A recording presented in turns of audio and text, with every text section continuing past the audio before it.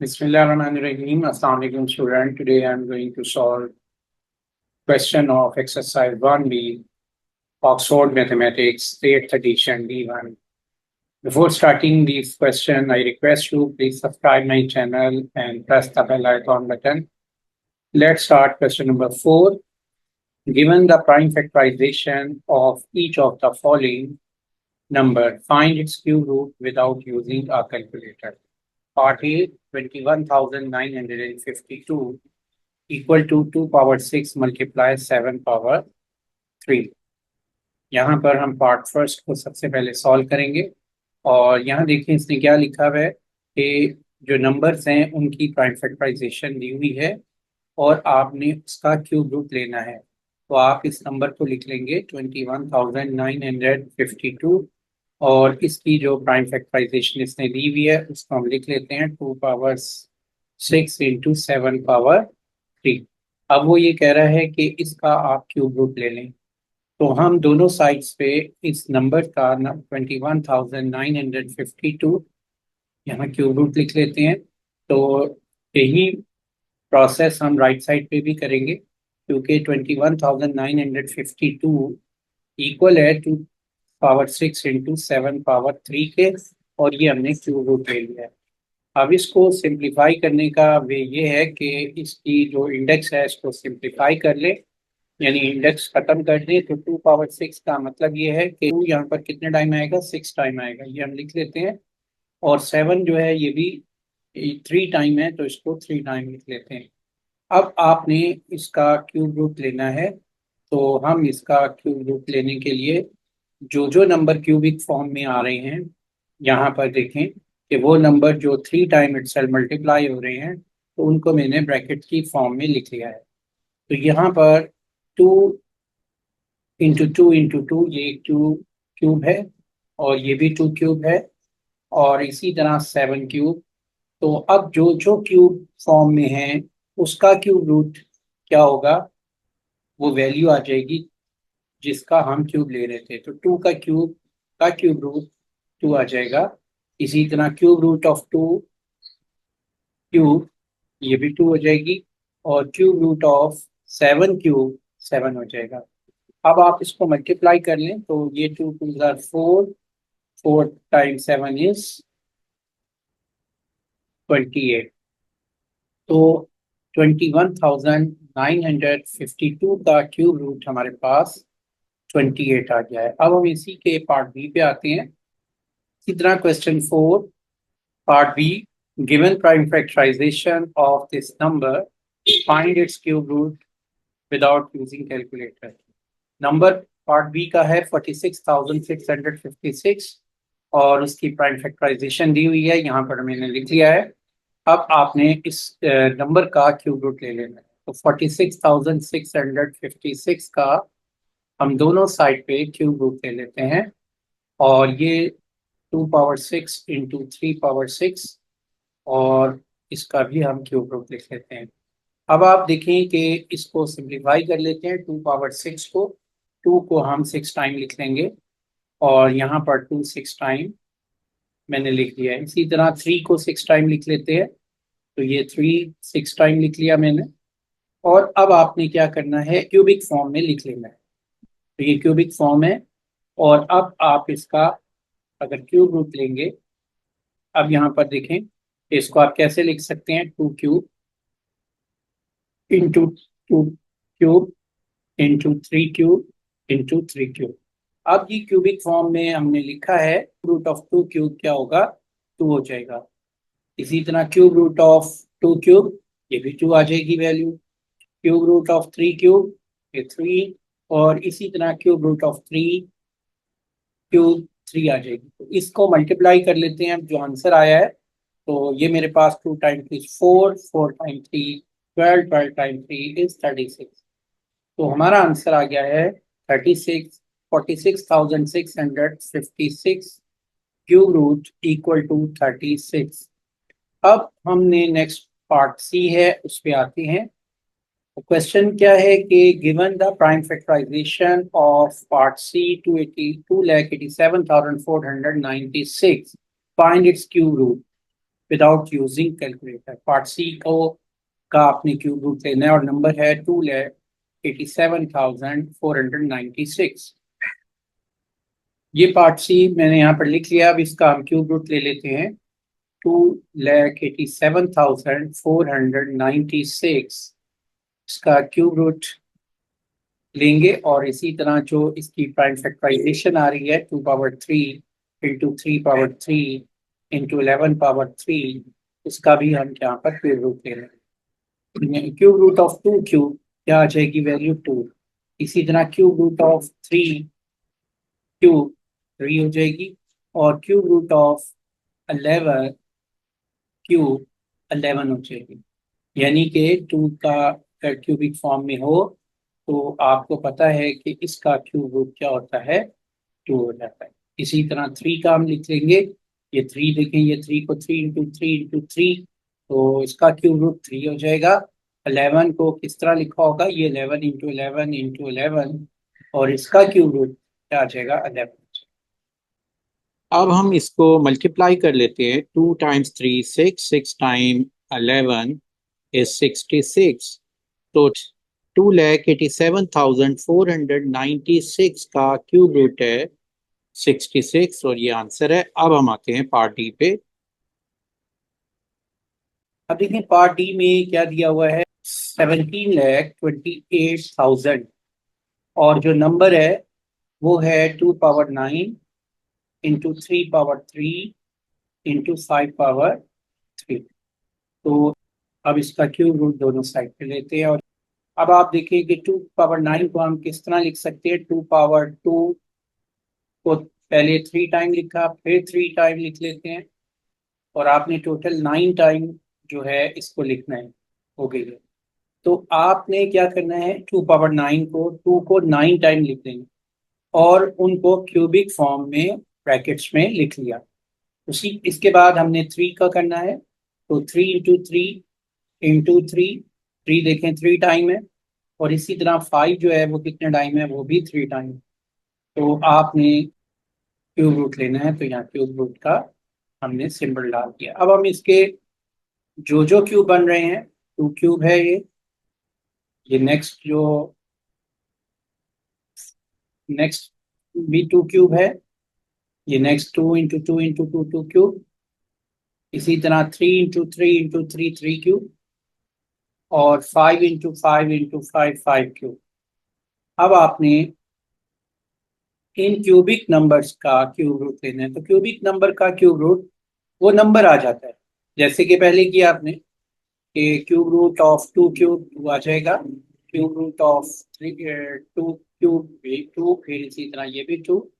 अब cube root of 3 cube 3 और cube root of 5 cube 5, यानी क्यूब रूट और क्यूब एक दूसरे से कैंसिल हो गए।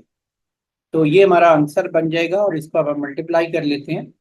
तो ये वैल्यू आ गई है, 2 time 2 is 4, 4 time 2 is 8, 8 time 3 is 24, 24 time 5 is 120। Next question अब हम स्टार्ट करते हैं, question 5। Question number 5, without using calculator estimate the value of the following numbers. Part A, square root of 66। तो यहाँ पर स्क्वायर रूट ऑफ 66 को estimate करते हैं। तो देखिए इसका वे ये होता है कि आपने जिसका स्क्वायर रूट लेना है, आपने नोट करना है वो किस परफेक्ट स्क्वायर नंबर के क्लोजेस्ट है। तो आपको at least first 10 perfect square number या और परफेक्ट क्यूब नंबर याद होने चाहिए। तो यहाँ पर नोट करें कि ये मैंने अपनी जो इंट्रोडक्शन वीडियो है उसमें भी बताया था कि परफेक्ट स्क्वायर नंबर क्या होते हैं, कि होल नंबर का जो स्क्वायर आता है उसका जो आंसर होता है, रिजल्ट होता है, वो परफेक्ट स्क्वायर नंबर है। तो ये नंबर, ये जो यहाँ पर आ रहे हैं, ये तमाम नंबर परफेक्ट स्क्वायर नंबर है। तो इनमें से क्लोजेस्ट जो परफेक्ट स्क्वायर नंबर 66 के है, वो आपको मालूम है कि ये 64 है। तो आप यहाँ पर एस्टिमेट करते हैं इसको स्क्वायर रूट 64 के। 64 किसका स्क्वायर है, 8 का स्क्वायर है। तो आप जब स्क्वायर रूट लेते हैं तो इसको आप कैसे लिखते हैं, 8 square, you can write 8 multiply by 8, तो स्क्वायर रूट क्या आ जाएगा इसका, 8 आ जाएगा। तो ये हमारा पार्ट ए हो गया है। इसी तरीके से पार्ट बी है, और पार्ट बी में स्क्वायर रूट ऑफ 80 को हम देखेंगे कि कौन सा परफेक्ट स्क्वायर नंबर है जो 80 के क्लोजेस्ट है। तो आप नोट करो कि 81 इज द क्लोजेस्ट नंबर। तो जब 81 क्लोजेस्ट नंबर है तो आप ये लिख लेंगे 80 को इसके एस्टिमेट कर देंगे 81 से, और जब आप इसका स्क्वायर रूट लिखेंगे तो ये 9 स्क्वायर है, तो इसका स्क्वायर रूट यानी 9 इंटू 9 स्क्वायर को हम क्या लिखते हैं 9 इंटू 9, तो इसका स्क्वायर रूट क्या आ जाएगा 9 आ जाएगा। तो आप डायरेक्टली भी लिख सकते हैं ना 81 स्क्वायर रूट 9। और इसी तरह पार्ट सी है, पार्ट सी में find the using calculator estimate the value of part C cube root of 218। Part C में हमने 218 का क्यूब रूट एस्टिमेट करना है। तो इसकी एस्टिमेशन के लिए हम क्या करेंगे, जो नंबर है 218 तो हम देखेंगे वो किस क्लोजेस्ट परफेक्ट क्यूब नंबर के करीब है। जैसे कि मैंने अपनी इंट्रोडक्शन वीडियो में बताया था कि परफेक्ट क्यूब नंबर्स कौन से नंबर होते हैं कि अगर किसी नंबर को 3 टाइम इटसेल्फ मल्टीप्लाई किया जाए तो जो रिजल्ट आएगा वो परफेक्ट क्यूब नंबर होगा। जैसे कि 1 का क्यूब 1 है, 2 क्यूब यानी 2 इंटू 2 इंटू 2 तो ये 8 आता है। तो ये तमाम नंबर परफेक्ट क्यूब नंबर है। तो 218 के क्लोजेस्ट कौन सा नंबर बन रहा है, ये 216। तो आप यहाँ इसको एस्टिमेट कर देंगे 216 से और यहाँ पर क्यूब रूट लिख लेंगे। और अब आपको मालूम है कि इसको आप 6 क्यूब भी लिख सकते हैं, और क्यूब रूट ऑफ 6 क्यूब जो है वो 6 आता है। तो ये आंसर आ गया है। तो हम इसको इस फॉर्म में करके भी लिख सकते हैं, सिंप्लीफाई करके, और फिर हम डायरेक्ट 6 लिख सकते हैं। और इसी तरह पार्ट डी है, पार्ट डी में क्यूब रूट ऑफ 730। तो 730 किस परफेक्ट क्यूब नंबर के क्लोजेस्ट है, तो देखिए 729, तो उसका क्यूब रूट ले लेना है। अब देखिए 729 किसका क्यूब है, ये है 9 का क्यूब है। तो क्यूब रूट ऑफ 9 क्यूब तो इक्वल होगा 9। इस तरह हम एस्टिमेट कर सकते हैं किसी भी स्क्वायर रूट और क्यूब रूट वैल्यू को, अगर हमें परफेक्ट क्यूब और परफेक्ट स्क्वायर नंबर मालूम है। Question 7, find the smallest non zero whole number which can be multiply 112 to give a square number. देखिए आपने इसको ऐसे नंबर से 112 को मल्टीप्लाई करना है कि हमारा आंसर स्क्वायर नंबर में आए। तो ये देखने के लिए कि वो कौन सी वैल्यू है जिससे हम मल्टीप्लाई करें कि 112 एक स्क्वायर नंबर बन जाए, तो हमने इसको फैक्टराइज कर लेना है 112 को पहले। तो इसकी प्राइम फैक्टराइजेशन हम करेंगे, और लेडर मेथड से ये मैं प्राइम फैक्टराइज कर रहा हूँ। तो आपको पता है 112 की फैक्टराइजेशन करने का, प्राइम फैक्टराइजेशन करने का भी ये होता है कि हम सबसे पहले उसको चेक करते हैं कि क्या वो स्मॉलेस्ट प्राइम नंबर 2 से डिविजिबल है या नहीं।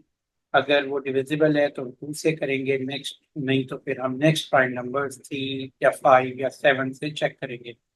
तो हम यहाँ पर देखें जो फर्स्ट प्राइम नंबर है 2 है, तो ये इसका यूनिट डिजिट्स अगर 2 पर डिविजिबल है तो ये नंबर 2 पर डिवाइड हो जाएगा।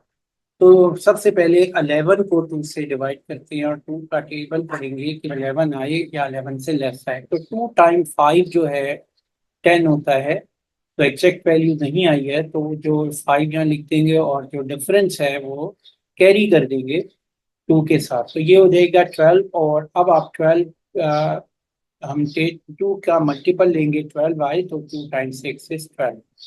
तो ये कंप्लीट एग्जैक्टली डिविजिबल है 2 से, और ये 56 आंसर आ गया। अब फिर हम इसको 2 से डिवाइड करेंगे इस 56 को, क्योंकि इसका यूनिट डिजिट्स 2 पे डिविजिबल है तो इसलिए ये भी 2 पे डिवाइड हो जाएगा। तो 5 को हम करते हैं तो 2 का टेबल पढ़ेंगे, 5 या उससे लेस आए वैल्यू, तो 2 टाइम 2 इज 4, और 5 और 4 में 1 का डिफरेंस है वो कैरी कर देंगे तो ये 16 हो गया। तो 2 टाइम 8 इज 16। तो ये मेरे पास आंसर आ गया है 28। अब ये 8 इसका यूनिट डिजिट्स इस नंबर का 8 है, ये भी 2 पर डिविजिबल है तो इसको लिख लेंगे 2 टाइम 1 इज 2, 2 टाइम 4 इज 8। फिर इसी तरह हम यहाँ पर लिख लेंगे इसको 14 को, तो ये आ जाएगा 2 टाइम 7 इज 14, और 7 टाइम 1 इज 7। तो ये हमारी प्राइम फैक्टराइजेशन इस नंबर की आ गई है। तो यहाँ पर हम इसको लिख लेते हैं, इस नंबर को प्राइम फैक्टराइजेशन फॉर्म में कि 112। तो ये हो गया है 2 मल्टीप्लाई 2 मल्टीप्लाई 2 मल्टीप्लाई 2 मल्टीप्लाई 7। देखें वो कौन से नंबर हैं जो स्क्वायर फॉर्म में हैं। तो स्क्वायर फॉर्म में ये फर्स्ट 2 इंटू 2 स्क्वायर फॉर्म में है, फिर ये भी स्क्वायर फॉर्म में है 2 इंटू 2, लेकिन 7 जो है ये स्क्वायर फॉर्म में नहीं है। तो अगर 112 को हम किससे मल्टीप्लाई करेंगे कि ये स्क्वायर बन जाए, तो 7 से अगर मैं दोनों साइड पे मल्टीप्लाई करूं तो ये स्क्वायर बन जाएगा। A to get square number we multiply 112 by 7। तो इस 112 को हम यहाँ पर दोनों साइड पे इससे मल्टीप्लाई कर देंगे, 7 से कर देंगे। तो ये 7 यहाँ पर लिख दिया, ये 7 हमने यहाँ पर लिख दिया। तो वो नंबर जिससे ये स्क्वायर फॉर्म में आ जाएगा वो वैल्यू देखें। अब ये पूरी वैल्यू जो है 2 into 2 square into 2 square into 7 square, तो ये पूरी वैल्यू 2 इंटू 2, इसको आप ऐसे भी लिख सकते हैं, इंटू 7 स्क्वायर हो जाएगी। तो आंसर हमारा क्या आ जाएगा? 7। तो आंसर इज 7, क्योंकि 7 से हम मल्टीप्लाई करेंगे तो हमारी जो 112 है वो स्क्वायर फॉर्म में आ जाएगा। तो ये हमारा आंसर।